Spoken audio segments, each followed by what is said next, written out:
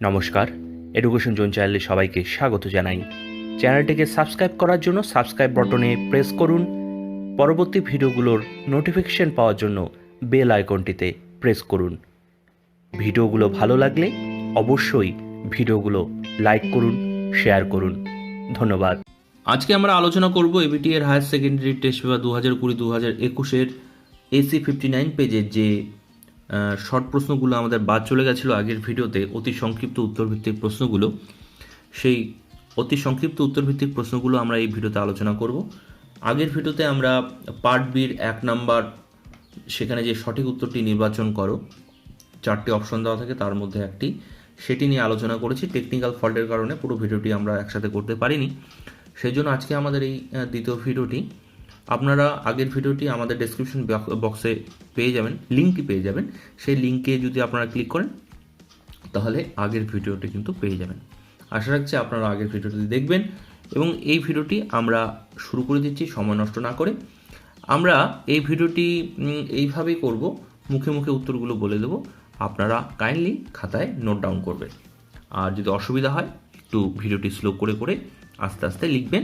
আমি চেষ্টা করব স্পষ্টভাবে আপনাদের যাতে অসুবিধা না হয় এই উত্তরগুলো করে দেওয়ার। প্রয়োজনে আমি 2-3 বার করে রিপিট করব। তাহলে প্রথম প্রশ্নটি কি আছে, শিখন কাকে বলে? আর আরেকটি কথা বলে রাখি, অবশ্যই ভিডিওগুলো লাইক করবেন, শেয়ার করবেন। আর বিস্তারিত আলোচনা করব না, শুধু উত্তরটিই বলবো, কারণ আশা রাখছি আপনারা উত্তরগুলো সবই জানেন। তাও আপনাদের হেল্প করার উদ্দেশ্যে আমরা এই ভিডিওগুলো বানাচ্ছি। প্রথম প্রশ্নটি, শিখন কাকে বলে? অনুশীলন প্রক্রিয়ার দ্বারা প্রাণী কোনো আচরণ সৃষ্টি বা পরিবর্তন ঘটানোই হলো শিখন। কি বলা হলো? অনুশীলন প্রক্রিয়ার দ্বারা প্রাণীর কোনো আচরণের সৃষ্টি বা পরিবর্তনের ঘটনাই হলো শিখন। এইচপি স্মিথ কি বলেছেন? অভিজ্ঞতার ভিত্তিতে নতুন আচরণ আয়ত্ত করা বা পুরনো আচরণকে শক্তিশালী অথবা দুর্বল করার প্রক্রিয়াই হলো শিখন। আবার বলছি, এইচপি স্মিথের মতে শিখন কি? অভিজ্ঞতার ভিত্তিতে নতুন আচরণ আয়ত্ত করা বা পুরনো আচরণকে শক্তিশালী অথবা দুর্বল করার প্রক্রিয়াই হলো শিখন। 2 নাম্বার, প্রেষণা চক্র কি? যে স্তরগুলো অতিক্রম করলে বা যে স্তরগুলো চক্রাকারে আবর্তিত হলে প্রেষণা সৃষ্টি হয়, সেই স্তরগুলোর এই আবর্তনকে প্রেষণা চক্র বলে। আবার বলছি, যে স্তরগুলো অতিক্রম করলে বা যে স্তরগুলো চক্রাকারে আবর্তিত হলে প্রেষণা সৃষ্টি হয়, সেই স্তরগুলোর ওই আবর্তনকে প্রেষণা চক্র বলা হয়। প্রেষণা চক্রের মূল 4টি স্তর। এখানে আমরা অনেকগুলো স্তর দেখতে পাচ্ছি, কিন্তু 4টি স্তর মূলত: চাহিদা, তাড়না, উদ্দেশ্যমুখী আচরণ আর উদ্দেশ্য পূরণ, বা নিড, যেমন চাহিদা, তাড়না, উদ্দেশ্য, চাহিদা নিবৃত্তি, এইটা হলো মূল। আরেকটা জিনিস মনে রাখবেন, যখন আমাদের কোনো কিছুর অভাববোধ বা চাহিদা হয়, তখন সেই চাহিদা পূরণের তাড়নায় আমরা সেই উদ্দেশ্য পূরণের জন্য বিভিন্ন কাজ করি এবং কাজ করার মাধ্যমে আমাদের উদ্দেশ্য পূরণ করি এবং আমাদের চাহিদা নিবৃত্ত করি বা চাহিদা পূরণ করি। যখনই আমরা একটি চাহিদা পূরণ করে দেব, সেই চাহিদাটা কিন্তু আর থাকে না, আমাদের নতুন ধরনের চাহিদা কিন্তু আবার তৈরি হয়। এইভাবে আমরা সব সময় একটা চাহিদা নিবৃত্তি করার সঙ্গে সঙ্গে আরেকটা চাহিদা তৈরি, আবার নিবৃত্তি, আবার তৈরি, আবার নিবৃত্তি করে আমাদের কিন্তু জীবনব্যাপী এটি কিন্তু চলতেই থাকে। সেই জন্য এটাকে বলা হচ্ছে প্রেষণা চক্র। যেহেতু এটি চক্রাকারে আবর্তিত হতে থাকে, সেই জন্য এটাকে প্রেষণা চক্র বলা হয়। অথবায় 2 অথবায় অপারেন্ট অনুবর্তন কাকে বলে? অপারেন্ট বা সক্রিয় অনুবর্তন, এটি কার দেওয়া? স্কিনারের দেওয়া। তা অপারেন্ট অনুবর্তন কাকে বলছে? যে অনুবর্তন প্রক্রিয়ায় প্রতিক্রিয়ার নির্দিষ্ট উদ্দীপক থাকে না, যে কোনো উদ্দীপক প্রতিক্রিয়ার সঙ্গে সংযোগ স্থাপন করে, তাকে বলা হয় অপারেন্ট অনুবর্তন। আবার বলছি, যে অনুবর্তন প্রক্রিয়ায় প্রতিক্রিয়ার নির্দিষ্ট উদ্দীপক থাকে না, কোনো নির্দিষ্ট উদ্দীপক থাকে না। যে কোনো উদ্দীপক প্রতিক্রিয়ার সঙ্গে সংযোগ স্থাপন করতে পারে, তাকেই বলা হচ্ছে অপারেন্ট অনুবর্তন। এখানে কিন্তু প্রাণীর সক্রিয়তা কিন্তু একান্ত প্রয়োজন এক্ষেত্রে। 3 নম্বর প্রশ্নটি কি? ফল লাভের শিকন সূত্রের মূল কথা কি? ফল লাভের শিকন সূত্র ট্রায়াল অ্যান্ড এরর থিওরি বা থর্নডাইকের দেওয়া যে থিওরিটি ফল লাভের সূত্র, কে দিয়েছিলেন? থর্নডাইক। কার উপরে পরীক্ষা করেছিলেন? বিড়াল। ফল লাভের শিকন সূত্রটির মূল কথা কি? শিখনের ক্ষেত্রে উদ্দীপক ও প্রতিক্রিয়ার সম্বন্ধ স্থাপনের ক্ষেত্রে যদি সুখকর বা তৃপ্তিদায়ক ফল পাওয়া যায় তবে ওই সম্পর্কের বন্ধন দৃঢ় হয়। আবার যদি সংযোগ স্থাপনের মাধ্যম বিরক্তিকর হয় বা বিরক্তিকর ফল পাওয়া যায় তবে ওই সম্পর্কের বন্ধন কিন্তু শিথিল হয়। এইটাই ফল লাভের শিখন সূত্রে বলা হয়েছে। কি বলা হয়েছে?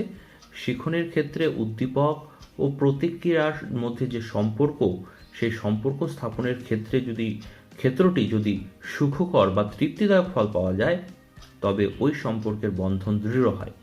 আর যদি সংযোগ স্থাপনের মাধ্যম বিরক্তিকর ফল পাওয়া যায় তবে ওই সম্পর্কের বন্ধন শিথিল হয়।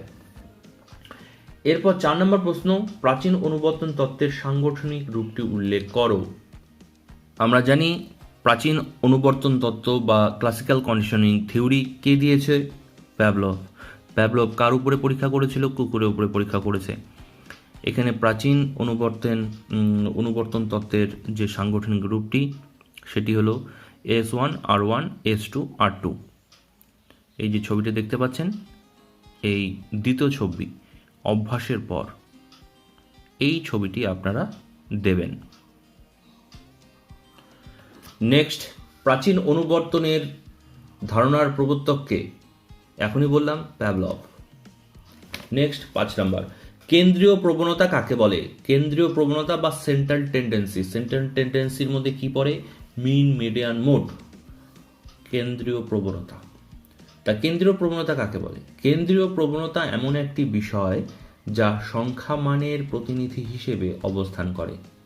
এক্ষেত্রে সমগ্র স্কোরগুলোর মধ্যে পার্থক্য থাকলেও তাদের কেন্দ্রের দিকে বা মাঝামাঝি জায়গাতে যাওয়ার প্রবণতা দেখা দেয়, তাকে বলা হচ্ছে কেন্দ্রীয় প্রবণতা। আবার বলছি, কেন্দ্রীয় প্রবণতা এমন একটি বিষয় যা সংখ্যা মানের প্রতিনিধি হিসেবে অবস্থান করে। এক্ষেত্রে সমগ্র স্কোরগুলোর মধ্যে পার্থক্য থাকলেও তাদের কেন্দ্রের দিকে বা মাঝামাঝি জায়গায় যাওয়ার প্রবণতা দেখা যায়, তাকে বলা হচ্ছে কেন্দ্রীয় প্রবণতা। কেন্দ্রীয় প্রবণতাকে ইংরেজিতে বলে সেন্ট্রাল টেন্ডেন্সি। আর সেন্ট্রাল টেন্ডেন্সির মধ্যে কি কি পড়ছে? মিন, মিডিয়ান, মোড। 5 অথবায় গুণগত তথ্য কাকে বলে? গুণগত তথ্য কাকে বলে? যেসব তথ্যকে সংখ্যার সাহায্যে প্রকাশ করা যায় না কিন্তু বিশেষ গুণের ভিত্তিতে পরস্পর থেকে পৃথক করা যায় তাকে গুণগত তথ্য বলে, যেমন বুদ্ধিমত্তা, মেধা, প্রত্যাশা ইত্যাদি। আবার বলছি, যেসব তথ্যকে সংখ্যার সাহায্যে প্রকাশ করা যায় না কিন্তু বিশেষ গুণের ভিত্তিতে পরস্পরের থেকে পৃথক করা যায় তাকে গুণগত তথ্য বলে, যেমন বুদ্ধিমত্তা, মেধা, প্রত্যাশা ইত্যাদি। 6 নাম্বার, তরল বুদ্ধির কথা প্রথম কে বলে? তরল বুদ্ধি এবং কেলাসিত বুদ্ধির কথা প্রথম বলে ক্যাটেল। কেলাসিত বুদ্ধি এবং তরল বুদ্ধি, এই তরল বুদ্ধি হিসেবেই আসুক আর কেলাসিত বুদ্ধি হিসেবে আসুক, ক্রিস্টাল থিওরি, সেটা হলো ক্যাটেলের দেওয়া। অথবা বুদ্ধি কাকে বলে? বুদ্ধি হলো এমন একটি জন্মগত সর্বজনীন মৌলিক বিমূর্ত চিন্তনের ক্ষমতা যা ব্যক্তিকে পরিবর্তনশীল পরিবেশের উপযোগী করে গড়ে তোলে এবং এর ওপর প্রতিটি ব্যক্তির সাফল্যতা নির্ভর করে। আবার বলছি, বুদ্ধি কাকে বলে?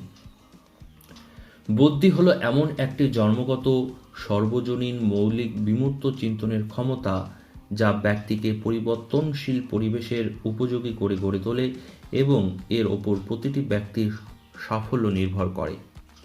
নেক্সট 7 নাম্বার, দ্রুততম কেন্দ্রীয় প্রবণতা নির্ণয়ের পদ্ধতির নাম কি? দ্রুততম কেন্দ্রীয় প্রবণতা নির্ণয়ের পদ্ধতির নাম কি? Mode, MODE।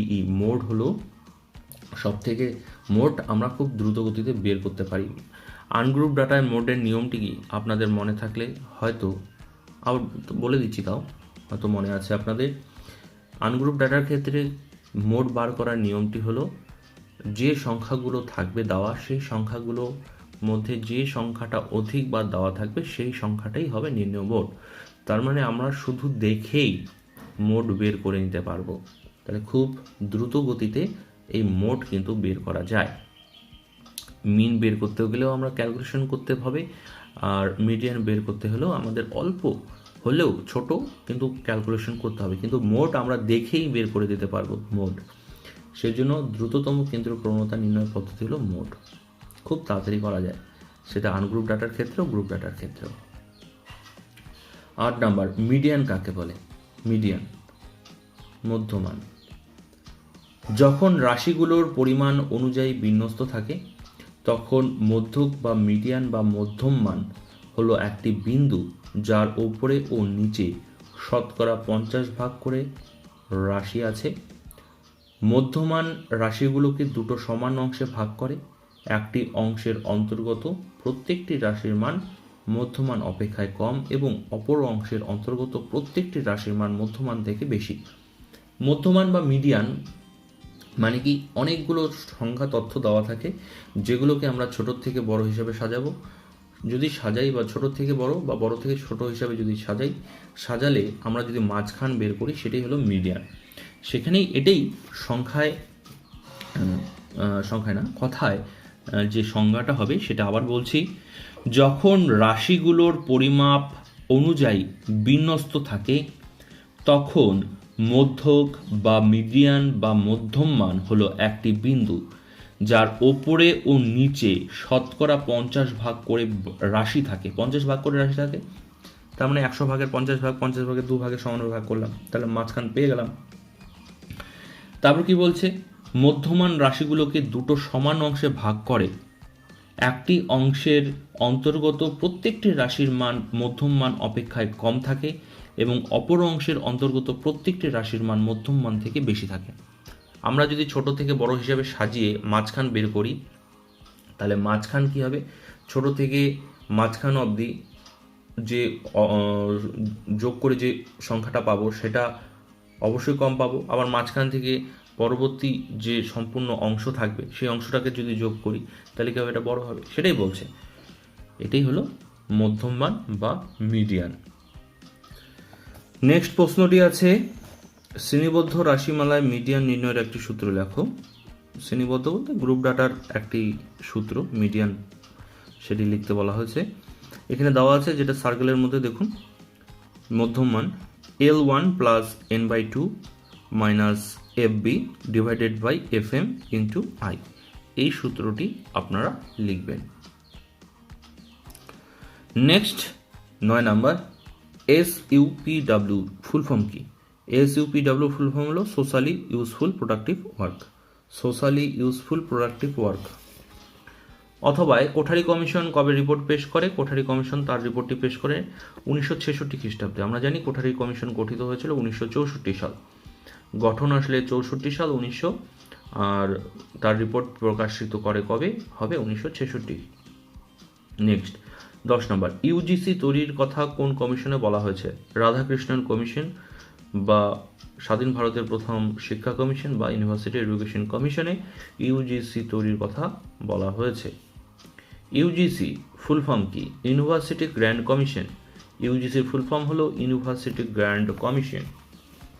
নেক্সট 11 নম্বর, আন্তর্জাতিক সাক্ষরতা দিবস কবে পালিত হয়? আন্তর্জাতিক বলা হয়েছে কিন্তু এখানে। আন্তর্জাতিক সাক্ষরতা দিবস কবে পালিত হয়? 8ই সেপ্টেম্বর। 8 সেপ্টেম্বর, 8ই সেপ্টেম্বর হলো আন্তর্জাতিক সাক্ষরতা দিবস পালন করা হয়। অথবা অপারেশন ব্ল্যাকবোর্ড প্রকল্পের মূল উদ্দেশ্য কি ছিল? Operation blackboard 1986। তা মূল উদ্দেশ্য কি ছিল? প্রাথমিক শিক্ষার পরিমাণগত ও গুণগত মান উন্নয়ন করা। অপারেশন ব্ল্যাকবোর্ডের মূল কি উদ্দেশ্য ছিল? প্রাথমিক শিক্ষার পরিমাণগত ও গুণগত মান তার উন্নয়ন করা। নেক্সট 12 নম্বর, জ্যাক ডেলার কে ছিলেন? জ্যাক ডেলার ছিলেন ফ্রান্সের প্রাক্তন অর্থনীতিবিদ ও রাজস্ব বিষয়ক মন্ত্রী। জ্যাক ডেলার কে ছিলেন? ফ্রান্সের প্রাক্তন অর্থনীতিবিদ ও রাজস্ব বিষয়ক মন্ত্রী। অথবা কোন আন্তর্জাতিক শিক্ষা কমিশন 4টি শিক্ষা স্তম্ভের কথা বলে? অবশ্যই ডেলার কমিশন। ডেলার কমিশন 1996-এ তার রিপোর্টটি পেশ করেছিল। আর ভালোভাবে বলতে গেলে কোন আন্তর্জাতিক শিক্ষা commission? The international commission on education for the 21st century. আবার বলছি, the international commission on education for the 21st century, Delors commission. ঠিক আছে। 13, প্রবাহমান শিক্ষা কাকে বলে? জীবনব্যাপী নিরন্তর শিক্ষাকে বলা হয় প্রবাহমান শিক্ষা। যে শিক্ষাটা জীবনব্যাপী স্টেপ বাই স্টেপ চলতে থাকে সেটাকে বলা হচ্ছে জীবনব্যাপী প্রবাহমান শিক্ষা। জীবনব্যাপী নিরন্তর শিক্ষা যেটা চলতে থাকে সেটাকে বলা হচ্ছে প্রবাহমান শিক্ষা। এক কথায় কি লিখবেন? জীবনব্যাপী নিরন্তর শিক্ষাকে বলা হয় প্রবাহমান শিক্ষা। নেক্সট, বয়স্ক স্বাক্ষর কাকে বলে? বয়স্ক শিক্ষা যখন পঠন, শিখন ও সাধারণ গণিতে সীমাবদ্ধ হয়ে থাকে তখন তাকে বলা হয় বয়স্ক সাক্ষরতা। কারণ আমরা জানি বা অন্যভাবে বলা যায়, বয়স্ক সাক্ষরতা কাকে বলে? বয়স্ক শিক্ষা যখন সাধারণ পঠন, শিখন ও সাধারণ গণিত সম্পর্কে জ্ঞান দেওয়া হয় তখন তাকে বলা হচ্ছে বয়স্ক সাক্ষরতা। ভিইসির ফুল ফর্ম কি? ভিইসি, ভিলেজ এডুকেশন কমিটি বা গ্রাম্য শিক্ষা সমিতি। VEC, village education commission, village education committee বা গ্রাম্য শিক্ষা সমিতি। ভিলেজ এডুকেশন কমিটি বা গ্রাম্য শিক্ষা সমিতি, সংক্ষেপে ভিইসি। নেক্সট 15 নম্বর, শিক্ষা প্রযুক্তিবিদ্যার মূল উদ্দেশ্য কি? 1 নম্বর কথা হলো সমাজের প্রত্যাশা ও চাহিদা অনুযায়ী শিক্ষামূলক লক্ষ্য চিহ্নিত করা। 2 নম্বর, মূল্যবোধ এবং বিজ্ঞানের সঙ্গে ক্রিয়া প্রতিক্রিয়া অনুযায়ী পাঠ্যক্রম নির্ধারণ করা। 3 নম্বর, শিক্ষণ প্রক্রিয়ার উন্নয়নের জন্য বিশেষ শিক্ষণ মডেল তৈরি করা। আবার বলছি উদ্দেশ্যগুলো। 1 নম্বর, সমাজের প্রত্যাশা ও চাহিদা অনুযায়ী শিক্ষামূলক লক্ষ্য চিহ্নিত করা। 2 নম্বর, মূল্যবোধ এবং বিজ্ঞানের সঙ্গে ক্রিয়া প্রতিক্রিয়া অনুযায়ী পাঠ্যক্রম নির্ধারণ করা। 3 নম্বর, শিক্ষণ প্রক্রিয়ার উন্নতির জন্য বিশেষ শিক্ষণ মডেল তৈরি করা। নেক্সট, শিক্ষা প্রযুক্তিবিদ্যার মূল উদ্দেশ্য। তাহলে শিক্ষা প্রযুক্তিবিদ্যার মূল উদ্দেশ্য কি? 1 নাম্বার, এটাই তো বললাম। নেক্সট, সফটওয়্যার ও হার্ডওয়্যারের পার্থক্য। মাঝে মাঝে ভুলে যাই, মিস্টেক হয়ে যায়। নেক্সট কি? সফটওয়্যার ও হার্ডওয়্যারের পার্থক্য। সফটওয়্যার এক কথায় যেটা আমরা ছুঁতে পারি না সেটা হলো সফটওয়্যার। যে জিনিসগুলো আমরা কম্পিউটারে যে জিনিসগুলো আমরা স্পর্শ করতে পারি সেগুলো হলো হার্ডওয়্যার। তাহলে এখন পার্থক্যটা দেখে নিই। সফটওয়্যার হলো কম্পিউটারের যন্ত্রগুলোকে সফটওয়্যার হলো কম্পিউটারের যন্ত্রগুলোকে তথা হার্ডওয়্যারকে চালানোর জন্য প্রয়োজনীয় নির্দেশ সমষ্টি বা প্রোগ্রাম হলো সফটওয়্যার। আর হার্ডওয়্যার কি? হার্ডওয়্যার হলো কম্পিউটারের সেই সব যন্ত্রপাতি যেগুলোর সাহায্যে তথ্য গ্রহণ, বিশ্লেষণ ও সিদ্ধান্ত গ্রহণ করা হয়। আর উদাহরণ হিসেবে সফটওয়্যারের মধ্যে আমরা কি বলতে পারি? পাওয়ার পয়েন্ট, এমএস অফিসের যেগুলো আমরা MS Word, PowerPoint, Excel বা ফটোশপ, এই যে কাজগুলো, এগুলো হলো সফটওয়্যার উদাহরণ। কিন্তু কম্পিউটার হার্ডওয়্যারের উদাহরণগুলো কী হবে? মনিটর, কিবোর্ড, মাউস, যেগুলো আমরা ছুঁতে পারি, এগুলো হলো হার্ডওয়্যার। সর্বশেষ প্রশ্ন, রম, ROM, রমের ফুল ফর্ম কি? Read only memory. Read only memory, ROM. আর রম কিন্তু একটা স্থায়ী মেমোরি, যেটা বিদ্যুৎ বিচ্ছিন্ন হলে মুছে যায় না। র্যাম কিন্তু বিদ্যুৎ সংযোগ বিচ্ছিন্ন হলে মুছে যায়। আর র্যাম হলো অস্থায়ী স্মৃতি, রম হলো স্থায়ী স্মৃতি। এগুলোই গেল আমাদের এক কথায় উত্তর।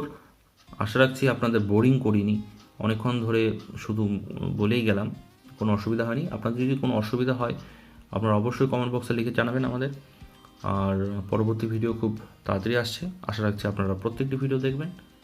বিদায় নিচ্ছি, ভালো থাকবেন, সুস্থ থাকবেন, বাই।